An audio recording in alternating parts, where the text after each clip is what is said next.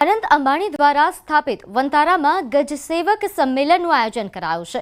5 દિવસીય આ તાલીમ કાર્યક્રમમાં દેશભરના 100થી વધુ મહાવત અને હાથીઓની સાર સંભાળ રાખનારાઓ જોડાશે અને તાલીમ કાર્યક્રમના સફળ સમાપન પર સહભાગીઓને પ્રમાણપત્ર એનાયત કરાશે। પ્રોજેક્ટ હાથી હેઠળ વન અને પર્યાવરણ મંત્રાલયના સહયોગથી આ સંમેલનનું આયોજન કરાયું છે। આ પહેલનો હેતુ એ વ્યાવસાયિક કુશળતા વધારવા માટે તેમજ સંભાળના ધોરણો વધારવા તેમજ માનવ સંભાળ હેઠળ હાથીઓના કલ્યાણમાં શ્રેષ્ઠ પ્રથાઓને પ્રોત્સાહન આપવાનો છે। આ કાર્યક્રમ રાધાકૃષ્ણ મંદિરમાં ઔપચારિક સ્વાગત અને મહાઆરતી સાથે શરૂ થયો હતો।